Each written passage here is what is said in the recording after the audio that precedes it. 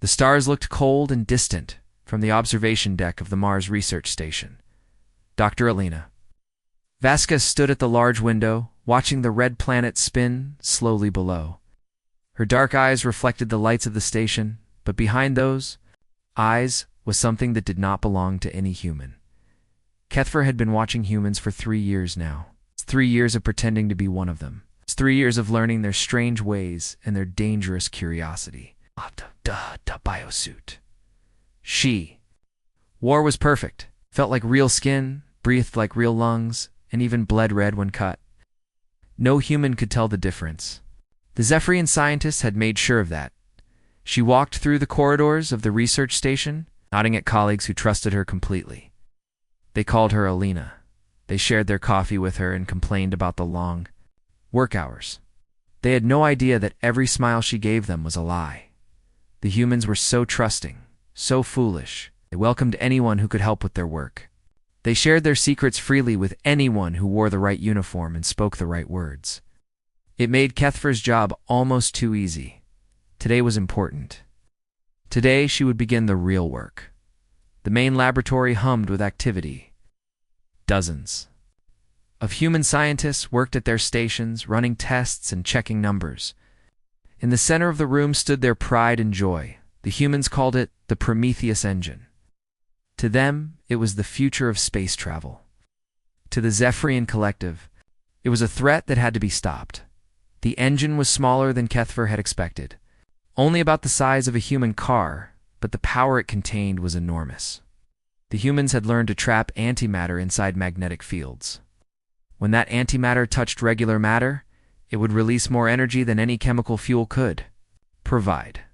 Ships with these engines could travel between stars in months instead of years. That scared the collective more than any human weapon ever could. Dr. Marcus Webb, as a project leader, walked over to Elena's station. He was a tall man with gray hair and kind eyes. He trusted Alina completely. He had no reason not to. Her false identity was perfect down to the smallest detail. Medical records, school transcripts, research papers, everything checked out perfectly. Alina. How are the containment field calculations coming along? Marcus asked, looking at her computer screen. Kethfer smiled the way Alina would smile. Almost finished, Marcus. The magnetic field equations are more complex than I expected, but I think I have found some ways to make them more stable. Marcus nodded and patted her shoulder. Excellent work as always. We are lucky to have someone with your background in quantum field theory.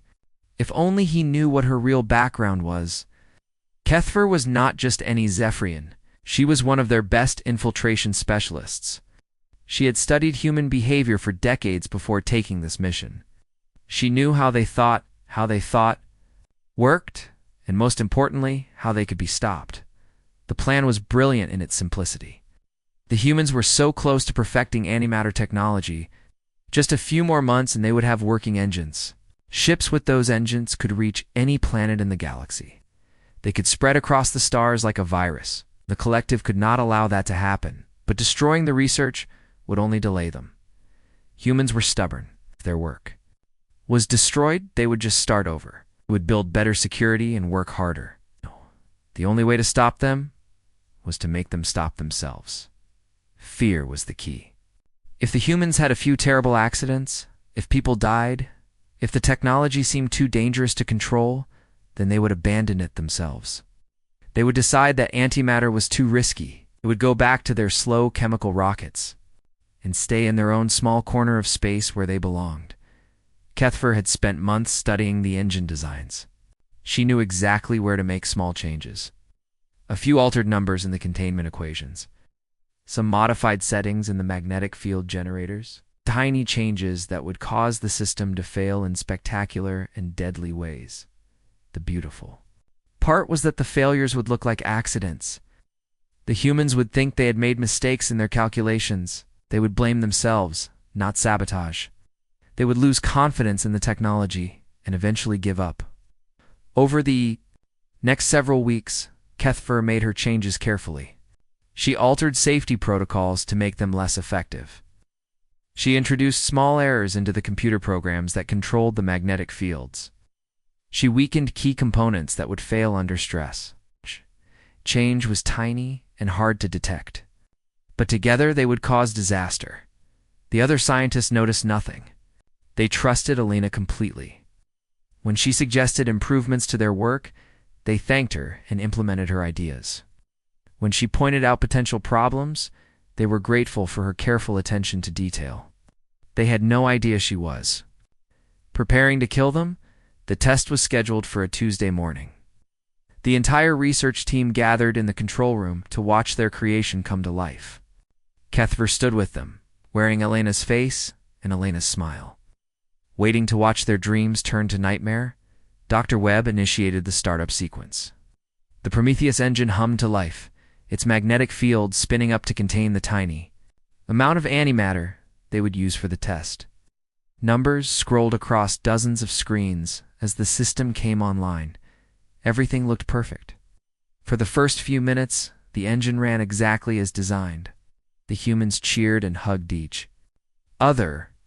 They thought they had succeeded. Then Cuthbert's sabotage began to work. The magnetic containment field started to fluctuate. Warning alarms began to sound. Humans rushed to their controls, trying to fix problems they did not understand. Containment. Field is destabilizing, someone shouted. Magnetic field generators are overheating, called another. Dr. Webb's face went pale as he realized what was happening. Emergency shutdown. Everyone out of the lab. But it was too late. The antimatter broke free from its magnetic prison and touched the engine's metal housing. The explosion was brighter than the sun and louder than thunder. It vaporized the entire laboratory and killed 37 of the finest human scientists. In an instant, Cuthbert watched the destruction with satisfaction.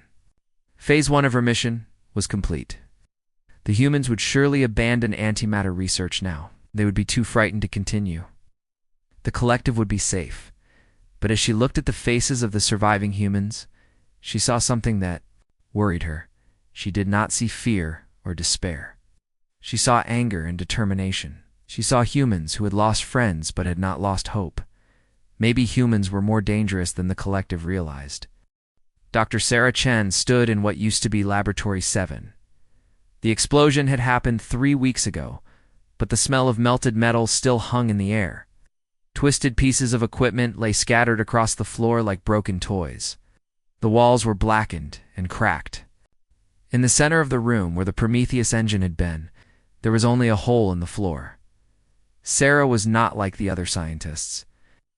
While they looked at the destruction and saw failure, she saw a puzzle waiting to be solved. Her black hair was pulled back in a tight ponytail, and her dark eyes moved carefully over every piece of wreckage. She had been studying the explosion for days, and something was very wrong. The energy patterns don't match our computer models, she said to Admiral Morrison, who stood beside her wearing his military uniform. He was a tall man with gray hair and sharp blue eyes that missed nothing. Admiral. Morrison picked up a piece of twisted metal and examined it. What do you mean, Doctor? Sarah pulled out her tablet and showed him several charts and graphs. The lines and numbers meant nothing to most people, but she could read them like a book. Look at these readings from the explosion. Magnetic containment field didn't just fail randomly. It failed in a very specific pattern, almost like someone designed it to fail. The Admiral's expression grew serious. Are you saying this was sabotage? I'm saying the failure was too perfect to be an accident, Sarah replied. She walked over to a piece of the magnetic field generator and knelt down beside it. See these burn marks? The way the metal melted? This component was deliberately weakened. Before the test, Morrison felt a cold anger growing in his chest. 37 good people had died in that explosion. If someone had murdered them on purpose, he would make sure they paid for it. Who had access to the laboratory? Sarah stood up and brushed dust off her hands. Everyone on the research team. But Admiral, there's something else. Something much more important than finding the saboteur. What's that? Sarah's eyes lit up with excitement. Whoever did this knew things about antimatter containment that we don't know? The way they sabotaged our systems shows an understanding of quantum field theory that's decades ahead of our current science. They didn't just break our engine. They showed us how to build a better one. This was not what Morrison had expected to hear. Explain. Sarah led him to another piece of wreckage. This one had been part of the computer system that controlled the magnetic fields. Look at these modifications to our software. The saboteur changed our containment equations, but the changes aren't random. They're based on principles we haven't discovered yet. She pulled up more data on her tablet. I've been analyzing every change the saboteur made. Each one teaches something new about how antimatter behaves. It's like they gave us a graduate course in advanced physics while trying to kill us. Admiral Morrison stared at the young scientist. Most people would be focused on revenge after an attack like this. But Dr. Chen was already thinking about how to use the attack to humanity's advantage. It was exactly the kind of thinking that made humans dangerous. What are you proposing, Doctor? I want to rebuild the Prometheus engine, Sarah said. This time, I want to use the saboteur's techniques. It's not to destroy the engine, but to make it better than we ever imagined possible. Over the next few days, Sarah assembled a new research team. Explosion had killed many of their best people, but it had not killed human curiosity. Scientists from around the solar system volunteered to join the project. They wanted to honor their dead colleagues by succeeding where the saboteurs had expected them to fail. Dr. Elena Vasquez was among the volunteers. She had been off duty during the explosion, which had saved her life. Sarah was grateful to have someone with Elena's expertise in quantum field theory.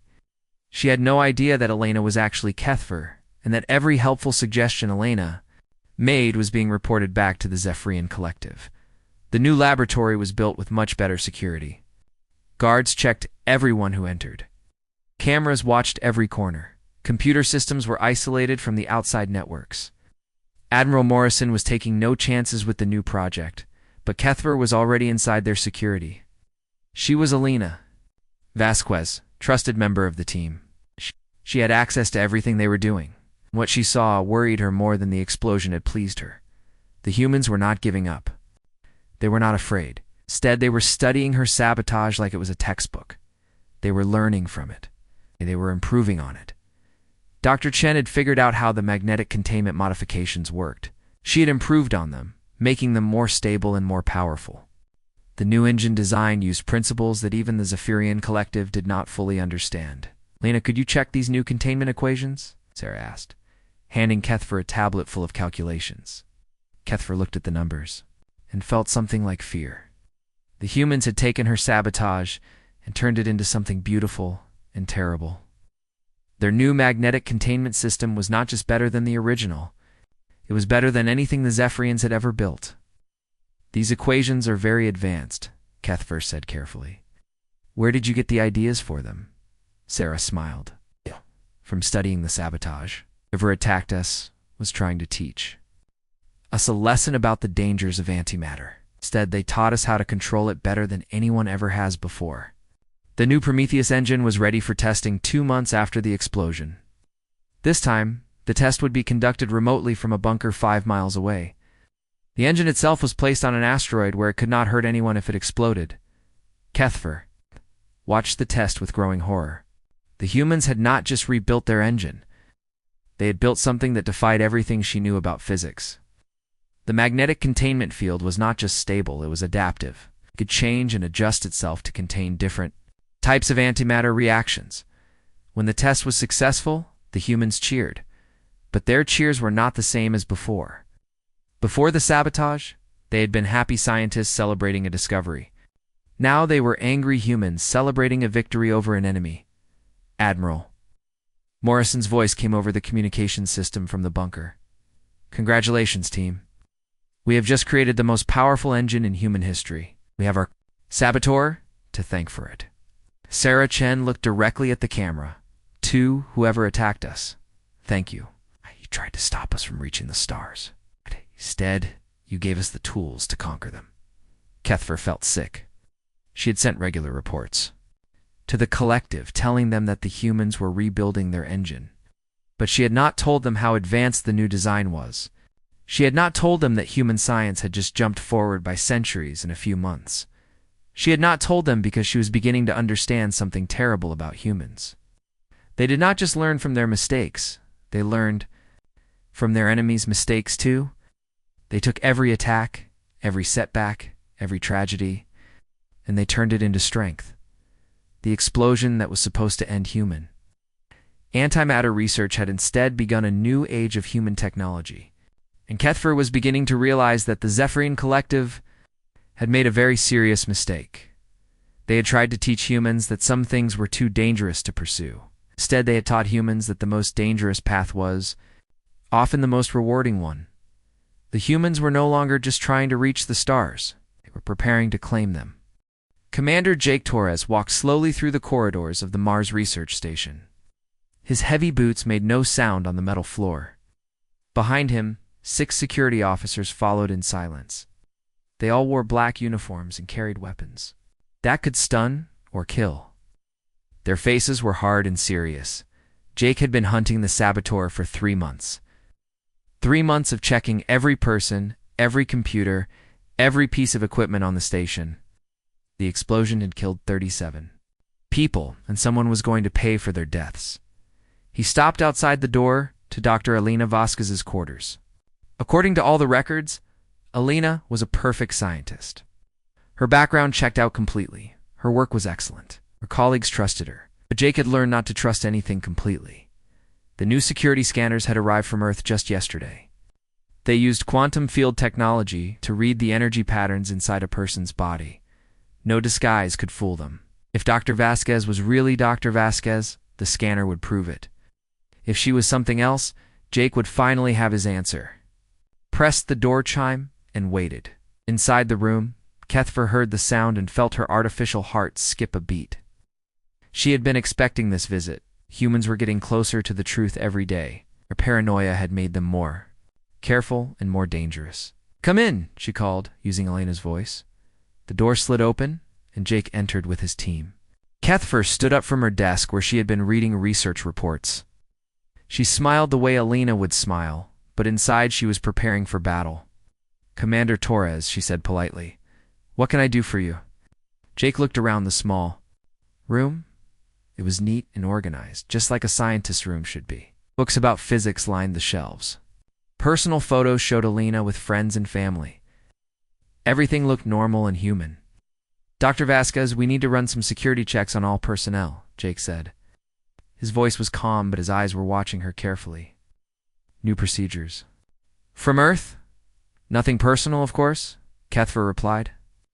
"I understand completely. We all want to find whoever killed our colleagues." One of Jake's officers stepped forward with a device that looked like a large tablet computer. The quantum scanner hummed softly as it powered up. Kethfer recognized the technology immediately. The collective had similar devices, but they had never expected humans to develop them so quickly. "Just stand still, Doctor," the officer said. "This will only take a moment." The scanner beam passed over Kethfer's body from head to toe. For a few seconds, she hoped that her biosuit would fool the device. The Zephyrian technology was very advanced. It had fooled every other human test, but the scanner screen began flashing red warning lights. Numbers and symbols scrolled across the display. The officer's eyes went wide as he read the results. "Commander," the officer said quietly, "this is not a human being." Jake's hand moved to his weapon. The other officers raised their stunners and pointed them at Kethfer. She could see in their eyes that they were ready to kill her if she moved wrong. "What are you?" Jake asked. His voice was still calm. But now it was the calm of a predator who had cornered his prey. Kethfer looked at the humans surrounding her. She could fight them. Her alien body was stronger and faster than any human, but there were 7 of them and only 1 of her. And fighting would only make things worse. She reached up and touched a small control behind her ear. The biosuit began to change. The human skin melted away like wax, revealing blue-gray flesh underneath. Elena's brown eyes became large black orbs. Her hair disappeared, showing a smooth skull with strange ridges.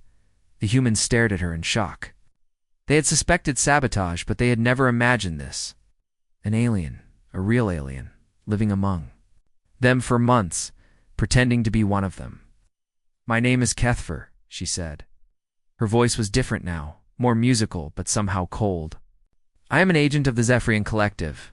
Jake kept his weapon pointed at her chest. "Why did you kill our people?" Kethfer straightened her shoulders. Even captured, she felt proud of her mission.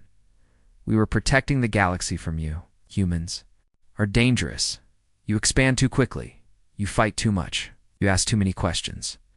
If you had perfected antimatter technology, you would have spread across the stars like a disease. So you decided to stop us by murdering innocent scientists, Jake said. His anger was growing, but he kept it under control. I was supposed to.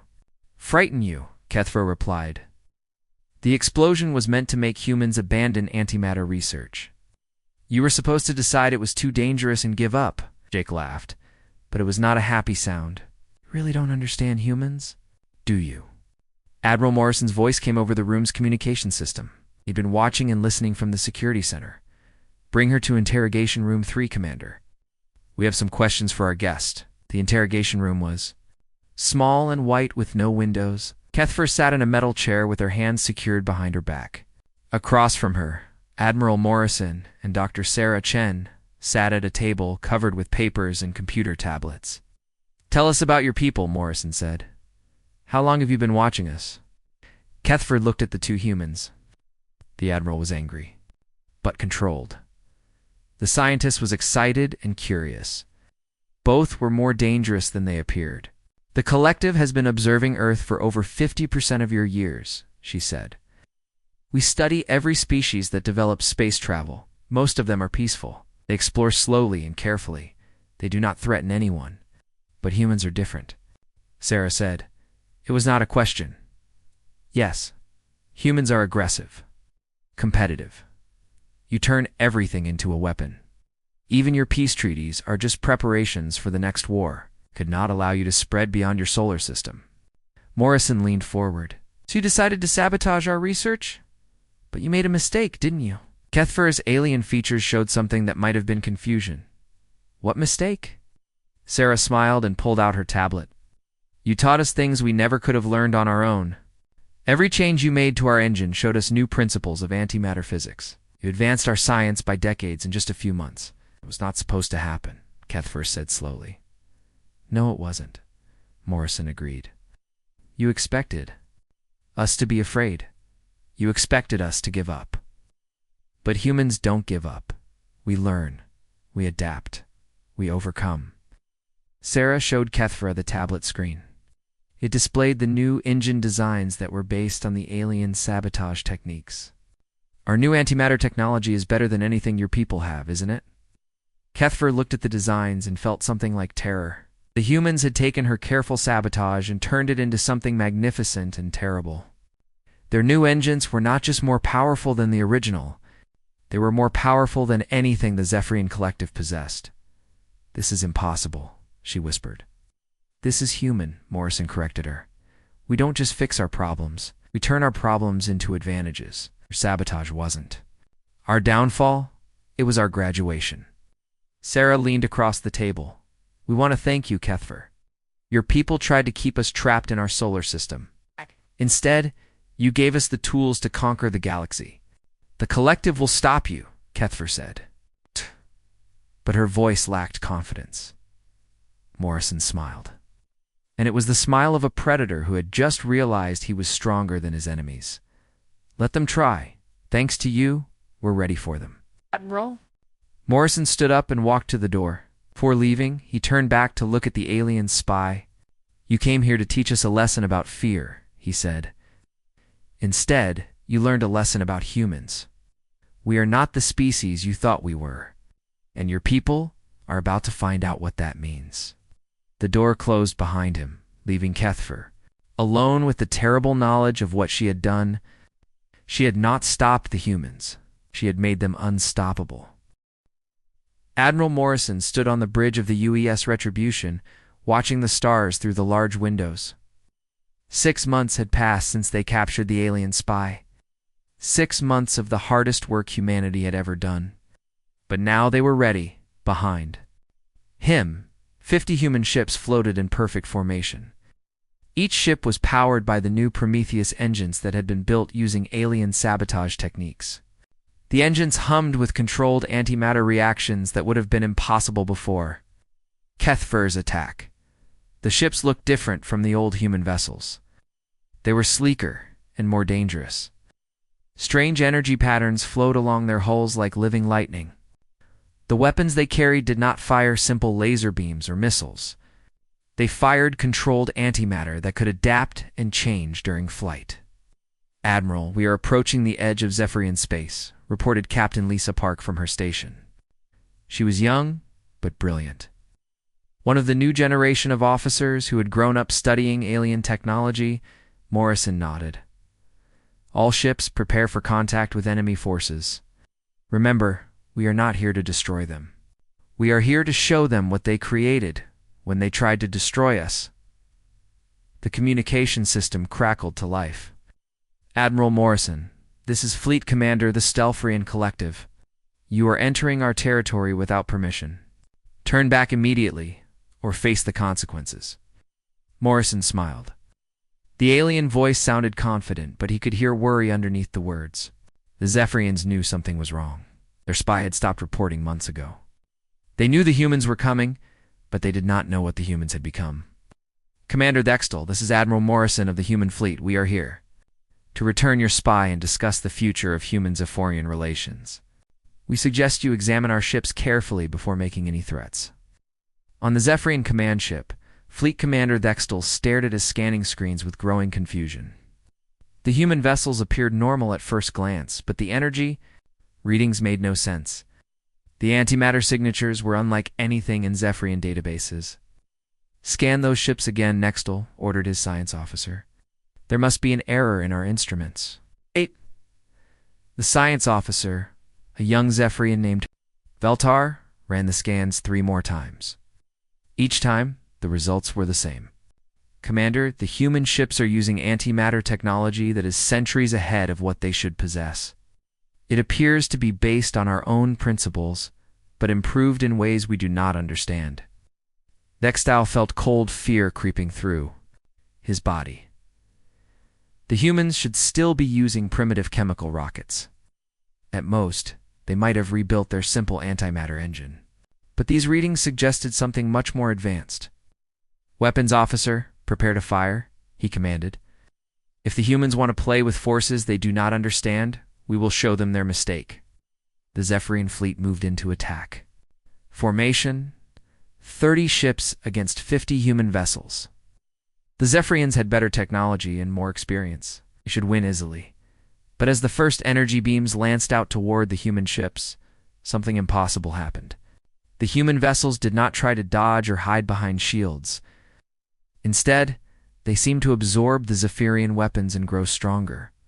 "What is happening?" Stel demanded. Veltar's voice was shaking as he read his instruments. "Commander, the human ships are using our own energy attacks to power their weapons. They are turning our fire into fuel for their antimatter systems." Admiral Morrison watched the alien attacks strike his ships with satisfaction.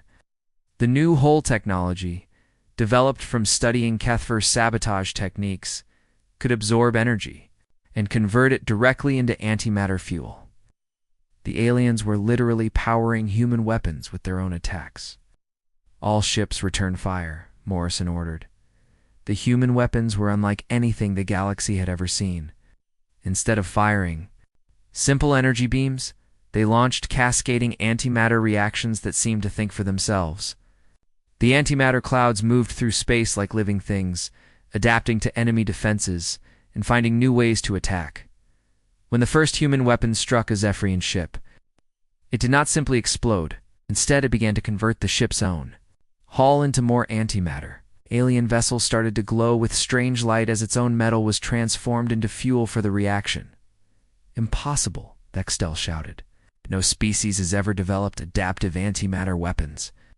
"We did not develop them," Veltar said quietly. "We taught them to the humans when Agent Kethver sabotaged their engine. Every technique she used to destroy their research has been turned into a weapon."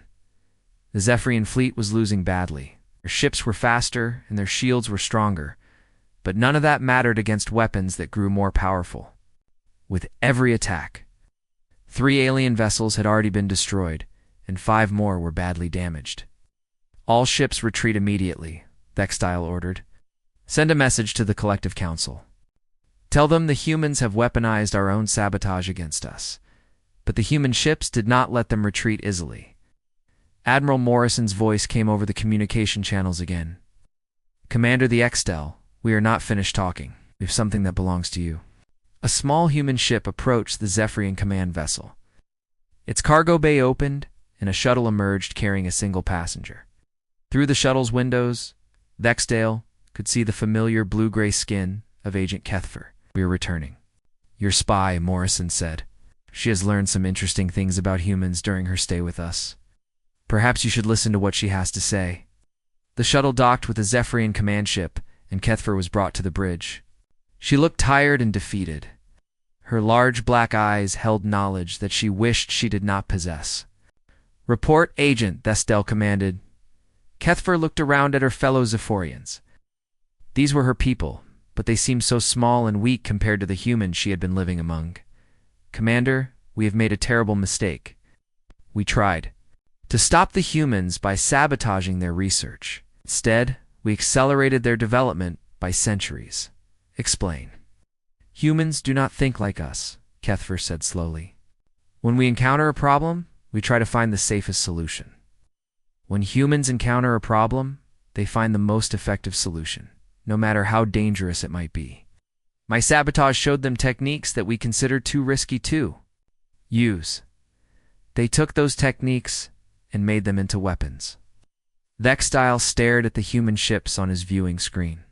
They looked peaceful now, but he had seen what their weapons could do. What do they want from us?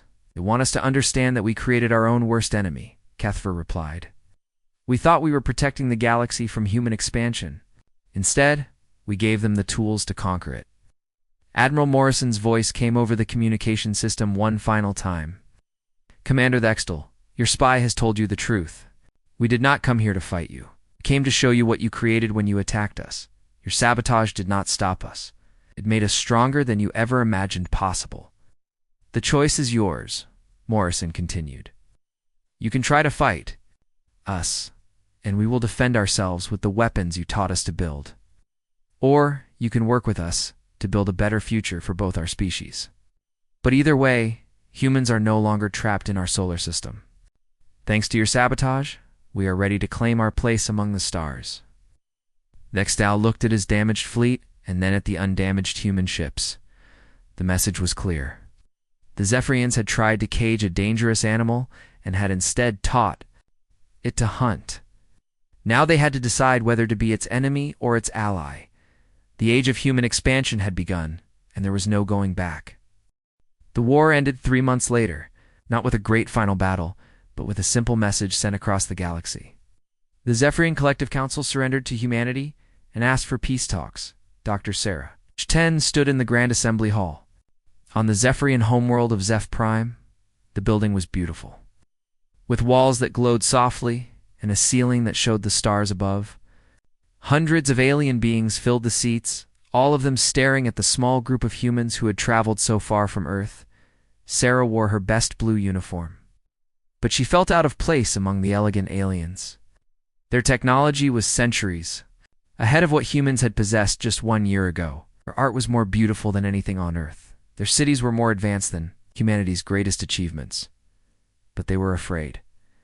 Sarah could see it in their large black eyes and in the way they held their shoulders.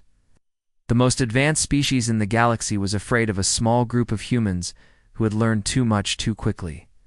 Beside Sarah stood Admiral Morrison, still, wearing his military uniform, even though the fighting was over.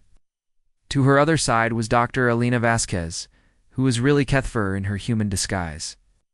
The alien spy had chosen to remain with the humans rather than return to her own people. The Zephyrian High Council sat on a raised platform at the front of the hall. Council leader Nextel was an ancient being whose skin was pale blue and whose eyes held the wisdom of centuries. When he spoke, his voice carried across the hall without any need for amplification. We gathered today to discuss the future of our 2 species, Nextel said. The collective acknowledges that our attempt to limit human expansion has failed. We also acknowledge that this failure was the result of our own actions. A murmur went through the crowd of assembled aliens. Many of them had never seen humans before. To them, the small bipedal creatures looked weak and harmless. Ow. It was hard to believe that these beings had defeated the mighty collective in just 3 months. Admiral Morrison stepped forward to address the council. Leaders of the Zephyrian Collective, we did not come here as conquerors. We came to show you what you created when you attacked us. Your sabotage was meant to stop our expansion. Instead, it gave us the tools to expand faster and farther than we ever imagined possible. We understand this now, Nextol replied. Agent Kethver has explained how humans approach problems differently than we do. Where we see danger and choose caution, you see opportunity and choose progress. This difference in thinking turned our sabotage into your advantage. Dr. Chen stepped forward next. In her hand, she carried a tablet computer that contained the fruits of months of research. Council leader, we have studied your technology carefully. We have learned much from examining Agent Kethver's sabotage techniques. But we have also discovered something important. She activated the tablet and projected a holographic display above her head. The display showed complex equations and energy patterns that danced through the air like living mathematics. Your people are more advanced than us in many ways, Sarah continued. Your ships are faster. Your cities are more beautiful. Your art is more sophisticated. But you have one weakness. You're too careful. You avoid risks that might lead to great discoveries. The alien audience listened in fascination as the young human scientist explained her findings. The holographic display changed to show comparisons between human and Zephyrian technology. When Agent Kethver sabotaged our engine, she used techniques that your people considered too dangerous to develop fully. You knew these techniques existed, but you chose not to pursue them because they seemed too risky. Sarah smiled as she watched understanding dawn in the alien's eyes. Humans do not think that way. When we see something dangerous, we ask ourselves how we can make it safe enough to use. When you see something dangerous, you ask yourselves how you can avoid it completely. This is true, admitted science counselor Velmarks, an elderly Zephyrian who had spent his life studying advanced physics. We have known about adaptive antimatter reactions for decades, but we deem them too unstable to weaponize. And that is why you are more advanced. But we are more dangerous, Morrison said. You build to last. We build to win. You create to preserve. We create to overcome. Kethver stepped forward, speaking for the first time since entering the hall. Her human disguise made her words even more impactful. I have lived among humans for almost a year now. I have seen how they think and how they work. They do not just solve problems. They turn problems into opportunities. They do not just overcome obstacles, turn obstacles into advantages. Our sabotage was supposed to teach them that antimatter was too dangerous to use, she continued. Instead, we taught them that the most dangerous path often leads to the greatest rewards. We tried to make them afraid, made them fearless. Council leader Nextol was quiet for a long moment, considering everything he had heard. Finally, he spoke again. What do you propose for our future relationship? Dr. Chen activated her tablet again and showed a new set of holographic displays. These showed star maps and technical diagrams of new types of spacecraft. We propose a partnership. Your people know how to build things that last for centuries. Your people know how to build things that can survive anything. Together, we can create technology that is both stable and powerful. You want to share technology? Asked Defense Counselor Crackvolume, sounding suspicious. We want to learn from each other, Sarah replied. Your caution can temper our recklessness. Our boldness can overcome your limitations. The result would benefit both species. Admiral Morrison nodded in agreement. The galaxy is large enough for both our peoples.